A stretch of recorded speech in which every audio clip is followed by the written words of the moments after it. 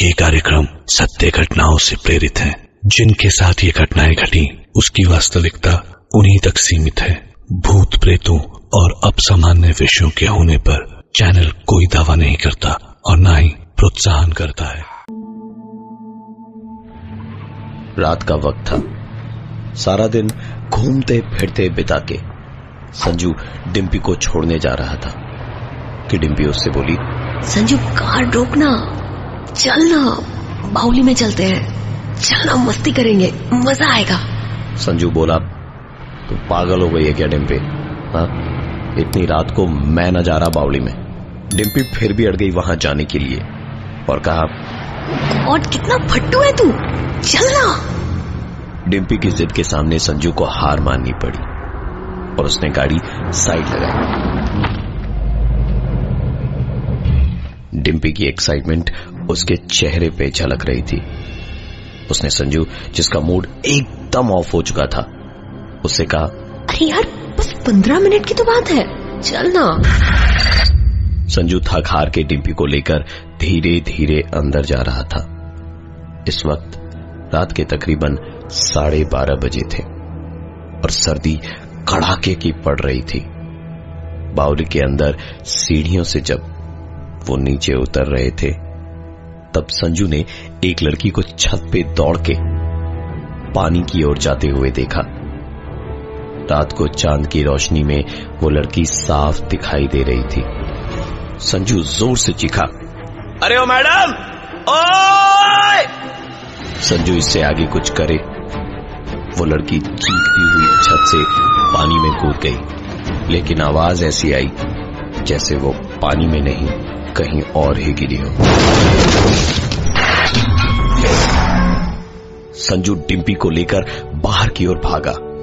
बाहर जाके देखा तो कार की छत पे एक बहुत बड़ा डेंट पड़ा था। यह डेंट क्यों और कैसे हुआ, इसका जवाब किसी के पास नहीं था। संजू ने बिना टाइम वेस्ट किए वहां से भागना ही बेहतर समझा। सारे रास्ते वो अपना गुस्सा डिम्पी पे निकालता रहा। उतर गया भूत तुम्हारे सर से, बाउली में जाना है, बाउली में जाना है। जवाब में डिम्पी ने एक शब्द नहीं बोला और बस रोती रही। सर्दी की उस रात चारों तरफ सन्नाटा था और गाड़ी के अंदर भी अब सन्नाटा था। संजू ने डिम्पी को उसके घर पे उतारते वक्त खुद के बिहेवियर के लिए उसे सॉरी कहा और अपने घर की ओर निकल गया। डिम्पी की मां ने जब दरवाजा खोला तो गुस्से से उनका चेहरा दमदमा रहा था। संजू की वजह से मोहल्ले में डिम्पी पूरी तरह से बदनाम थी और आज तो हद ही हो गई। रात 1 बजे घर छोड़ने आया था संजू। डिम्पी की मां ने उसे दरवाजा खोलते ही बोल दिया, जा, निकल जा मेरे घर से, अपनी शक्ल मत दिखाना। जहां 2 दिन से थी, जा वहीं जाके मर। इतना कहते कहते उन्होंने डिम्पी के चेहरे पर ही दरवाजे को बंद कर दिया। डिम्पी ने भी तुरंत संजू को फोन कर दिया, जो अभी ज्यादा दूर नहीं गया था। उसने तुरंत गाड़ी रिवर्स करी और डिम्पी को पिक करने वापस आ गया। डिम्पी को पिक करके दोनों वापस उस बाउली के सामने से गुजरे। दोनों चांद की रोशनी में सड़क के उस पार उसी बाउली को देखते हुए जा रहे थे कि जब एक लड़की अचानक गाड़ी के सामने आ गई थी और बाउली को देखते वक्त इन दोनों ने सामने नहीं देखा। दोनों कुछ देर तक सड़क पे पड़ी उस लड़की को देखते रहे और उसके बाद डिम्पी चिल्लाई, भाग संजू, भाग यहाँ से, भाग। संजू गाड़ी स्टार्ट करके भागा तो जरूर, लेकिन पूरे वक्त उसके दिमाग में एक ही सवाल था, कहीं अगर वो लड़की जिंदा होगी तो, कहीं अगर मदद मिलने पर वो बच जाती तो। संजू डिम्पी को लेकर अपने घर तो नहीं जा सकता था, इसलिए सीधा अपने फार्म हाउस पहुंचा। वहां पहुंच के वॉचमैन से चाबी मांगी तो वॉचमैन बोला, साहब, अभी 5 मिनट पहले तो आप कमरे की चाबी लेकर कमरे में गए थे, चाबी कहीं गिर गई क्या आपसे? संजू वैसे ही अब तक घटी सारी घटनाओं से बहुत चिढ़ा हुआ था और इस बदतमीजी पे तो बिल्कुल पागल हो गया। न जाने उसे क्या सूझी कि उसने वॉचमैन को 2 थप्पड़ मारे और उसके बाद दौड़ता हुआ कमरे की तरफ गया। कमरे का दरवाजा सच में खुला था और लाइट्स भी ऑन थी। दबे कदमों के साथ संजू डिम्पी को लेकर जब कमरे में घुसा तो उसे कमरे में एक औरत दिखाई दे रही थी जो दीवार की तरफ मुंह किए खड़ी थी। संजू सिर्फ उसकी पीठ देख पा रहा था। उसने चिल्लाते हुए कहा, कौन है आप और यहां क्या कर रही हैं?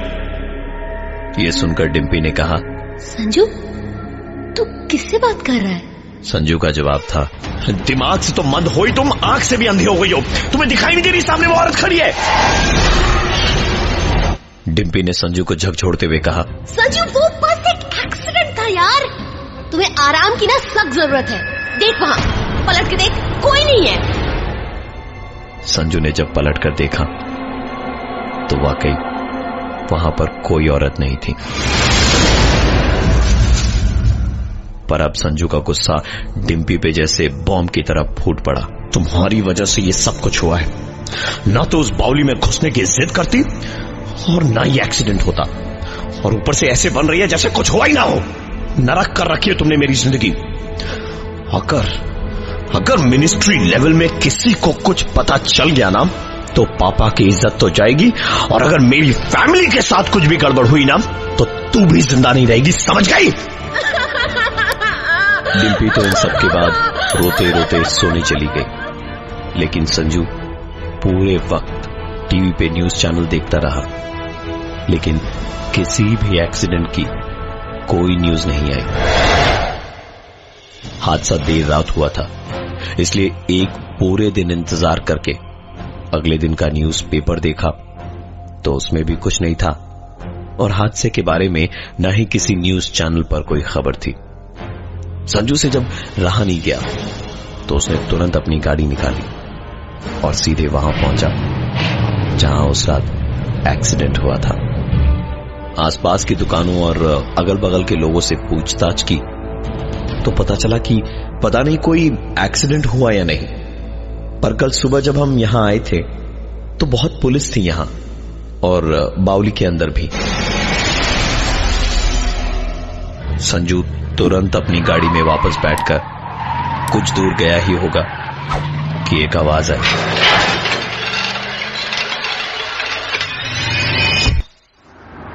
संजू ने अपनी गाड़ी साइड लगाई और उतर के देखा तो गाड़ी का साइलेंसर टूटा हुआ था, पर गाड़ी के टूटे साइलेंसर से भी ज्यादा चौंकाने वाली चीज थी उसकी गाड़ी पर लगे खून के छींटे। उसने तुरंत गाड़ी के सामने वाले हिस्से को चेक किया तो खून के छींटे वहां भी थे।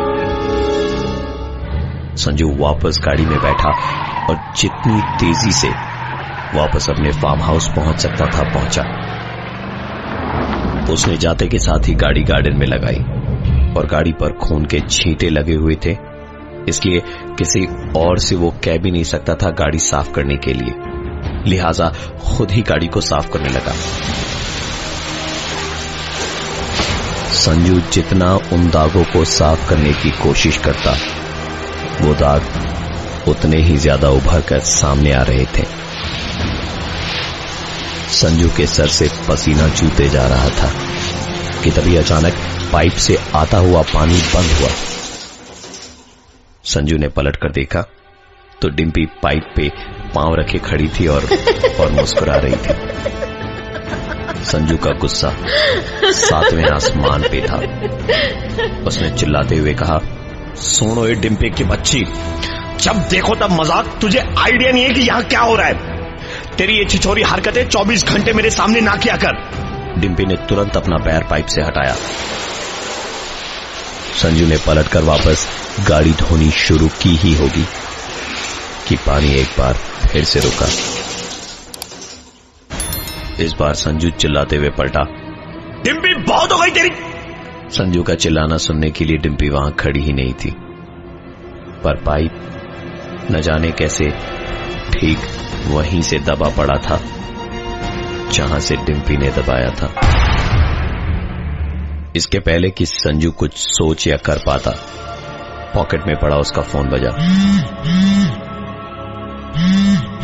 फोन उठाया तो सामने से आवाज आई, मालको थाने से बोल रहा हूँ, आप जरा जल्दी यहाँ आ जाओ, आप पे मर्डर का केस लगा रहे हैं, छोरी के माँ बाप भी इधर ही बैठे हैं, आप चिंता ना करो जी, आप बस 5 मिनट के लिए फॉर्मेलिटी करने आ जाओ। संजू ने कहा, आपको कैसे पता चला कि मैंने कोई मर्डर किया है? तो उधर से आवाज आई, मालको आपकी गाड़ी से बावली के पास में एक्सीडेंट हुआ है, वो सीसीटीवी फुटेज भी है ना हमारे पास, आप परेशान मत हो, हम लोग पिछली दफे की तरह सारे सबूत मिटा देंगे, आप बस आ जाओ।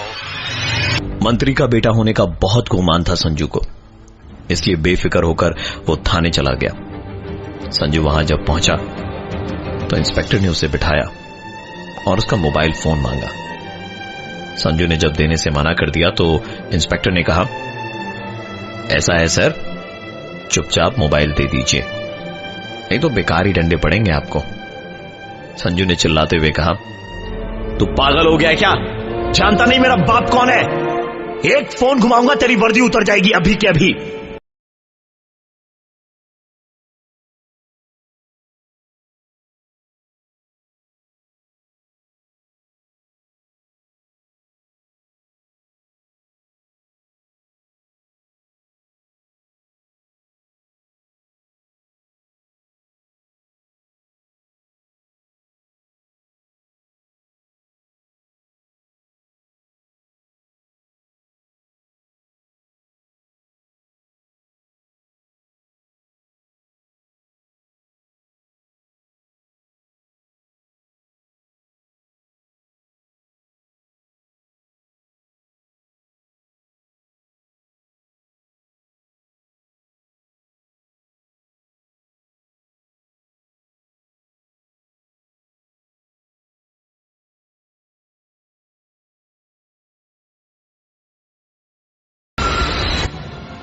उसके ठीक आधे घंटे बाद की सीसीटीवी फुटेज थी, जहां डिम्पी रास्ते को पार कर रही थी और संजू की गाड़ी से टकराकर डिम्पी की रास्ते पर ही तड़प तड़प कर डेथ हुई थी और संजू बस अपनी गाड़ी से वो देखता रहा। संजू ने सीसीटीवी फुटेज में जो कुछ भी देखा वो देख उसे अपनी आंखों पर यकीन नहीं हो रहा था। इंस्पेक्टर ने आगे बोलना शुरू किया, जनाब नंदिनी तो याद होगी आपको, 3 साल पहले आप ही ने उसको प्रेग्नेंट किया था ना, और फिर इसी डिम्पी के लिए उसे छोड़ दिया था। बेचारी छोरी रोज रोती है, रोज हमारे सपने में आती है, कहती है डैडी इंसाफ दिला दो, इंसाफ दिला दो। कुछ नहीं कर पाया मैं उस लड़की के लिए। उसी बावली की छत से कूद के उसने अपनी जान दी थी, तो जैसे लड़के के लिए तो मालको इब्ता जेल में जाना पड़ेगा, जेल में टाइम बिताना पड़ेगा। दरले भाई इसने डाल दे अंदर, अब तक खातिर करेंगे इसकी जम के। संजू को डिम्पी के मर्डर के जुर्म में 7 साल की सजा सुनाई गई। एक सवाल जो आज भी सवाल बने हुए है, वो ये कि संजू के साथ उसकी गाड़ी में कौन था।